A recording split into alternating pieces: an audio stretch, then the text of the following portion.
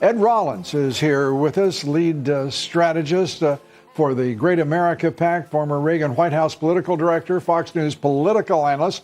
Joining us, Harmeet Dhillon, RNC committee woman for California. Harmeet, great to have you. I want to get your reactions, first of all, to a president who is absolutely in his element and in his glory, campaigning for Lou Barletta tonight, but campaigning for Republicans across the country. He says it's going to be a 7-day-a-week deal if he has his way, beginning 2 months from November 6th. Yes, absolutely. The president is sui generis. He's like the Michelangelo of this art form of political rallies. It's his third visit to Pennsylvania. And from the RNC perspective, what we can tell you is that every time that he does one of these rallies, it drives volunteers, it drives contributions, it drives enthusiasm in those states. So the liberal, the mainstream media, they say, oh, he's just talking to his base. He isn't really converting other voters. And they're wrong. So this makes a big difference. And Americans all over the country love to watch these rallies. And it really turns out the voters, and he's really campaigning not just for these candidates, but for America, Lou. You heard him say all the ticking off, the 4.5, the 4.1%, the 3.4%, 3.4 million people who've gotten jobs, the 3.5 million who've gotten off of food stamps. I mean, on and on and on. The numbers don't lie. So, this was an amazing, energetic event, like all of his rallies are. Yeah, Harmeet, it's extraordinary what we witnessed. A president who has been in office he's basically 17 months, and already he is historic in his accomplishments. Ed, watching this president, I have never seen a president, and we go back a ways, you and I. Right. I've never seen, including President Ronald Reagan, campaign with the energy, the focus, the drive, and just bring an hour-long series of magical entreaties to the rally. He's in full campaign mode, and he loves it.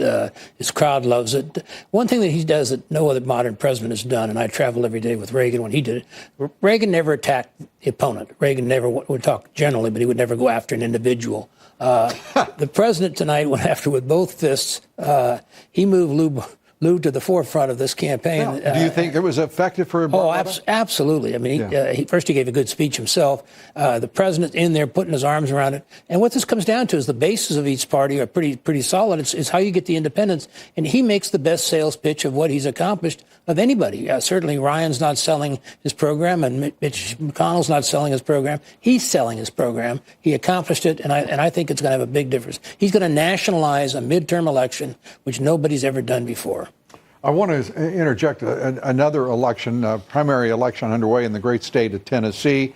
There are just a couple of points, percentage points of precincts reporting, but already they have declared Congresswoman Marsha Blackburn to be the party's nominee for the U.S. Senate in the state. So we are watching a number of other races, and it's just too early to call any of those. Harmeet, your thoughts. I mean, when we talked about Republicans, the party officialdom, we were talking about some relatively stern figures who were somber and not particularly effective. We're watching the Republican National Committee, for example, and you are a great representative of the group. With smiles on their faces and bouncing in their steps as they move forward here. This president has brought more confidence. There seems to be some joy in campaigning. And at least, I have to exempt, Paul Ryan and Mitch McConnell and the Rhinos. They may not be joyful, but the rest of the party is. It looks like it may have an effect come November 6th. Absolutely, Lou. Well, first of all, I'm from San Francisco, so if you can see a smile on my face as a Republican watching this rally, you can. I mean, that's how powerful this is. And we have our share of dour, kind of figures in our RNC as well. But the generation is turning over. The energy is really there, and young people are coming into the party as a result of this. People are tired of losing. People are tired of the Marquess of Queensberry rules. The Democrats haven't been playing by those rules for many years. They get out there and they lie. They get out there with their demagoguery, and they get out there with their hate. And we are fighting it with optimism, positive energy, and winning. And, it really shows. Americans are looking at their paychecks. They're seeing more money. They're seeing their 401ks soar. We had an American company hit $1 trillion today. I mean, it's winning, winning, winning all day long. Yeah, Apple having what they call a good day in the market, going over $1 trillion in market cap.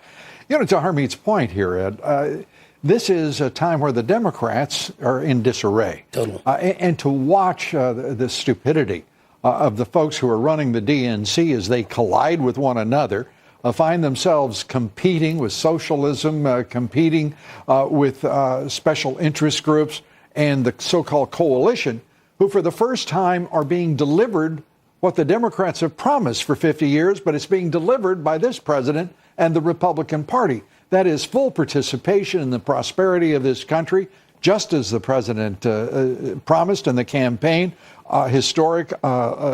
Historically low unemployment levels amongst blacks, Hispanics, women. I mean, you can't do much more. Oh, yes, you can. He can also deliver 4.1% economic growth in the second quarter. And rising. Well, first of all, to our fellow Californian, I grew up in Vallejo, so I'm used to having that dour smile of trying to make things happen. Of course, I was there in the glory days with Ronald Reagan. This president is it's much worse now. I know. I watch it closely. He is energizing his base, but equally as important, he's going to bring independence over, which is the key thing here. And the Democrats, the only new name that's been surfaced, and he rolled it out tonight, and she's my candidate for Speaker, and that's Maxine Waters. She's the only new voice of the Democratic Party, which is a vicious, vile voice that I've known for 30, 40 years. And if she's the best they can do, bring it on. Let her be the new speaker, if that's what she wants. Well, that's an interesting idea, but to be speaker, they'd have to win the election, and that would be not particularly conducive to smiles on the my sense. Sustaining the more we talk about Maxine and her mission from God, as she said, the better off we will be, because the mere thought that she's going to be a major player ought to send shudders to most Republicans that know her. Yeah. Harmeet, your sense as you travel around the country, and I understand that you can't get a full field survey out of it, but the mood in the country seems to be, for the most part, upbeat, unless you happen to be on the left, and then you are sort of captured in what, they keep talking about a blue wave. It looks to me like more of a blue convulsion as awareness dawns on the Dems and the left that their old coalition isn't working, that the Democrats' coalition is now in utter disarray, and they haven't got really much of a story to tell whatsoever. That's right, Lou. That's what I hear when I leave California and come to America. I'm hearing positivity all around. I'm hearing people, whether they're taxi drivers, Uber drivers, people in grocery stores, they are excited. And they're not hearing any new ideas out of the Democrats. The Democrats are talking about abolishing ICE. That's their great idea.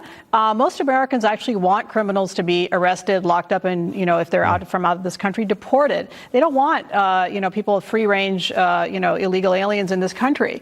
And so, like you said, Lou, what the Democrats have been promising for many years, including to places like the forgotten places in America, like the Rust Belt, the president's been delivering that. And so they see that. The warmth is there. And, I just see more and more. Every time I leave California, I'm feeling the love all over the country. Well, as he's created more jobs and created a better economy, they've decided they have to go left and give more stuff away. And that's certainly not a winning pattern. Well, they can give a lot of stuff as you put it away. The truth of the matter is, I can't figure out how any candidate could successfully run against a traditional Republican, because the story who's attached himself or herself to this president's agenda, because this president is delivering as no president has since Ronald Reagan. Well, that's the great key, is they have to run with him. Absolutely. I think that's a contract to keep America great, or make America great again, no matter which one you prefer. I think both are serviceable. Harmeet, good to have you with us. Ed, thank you so much. We appreciate you both being here. Up next, President Trump wowing a massive crowd.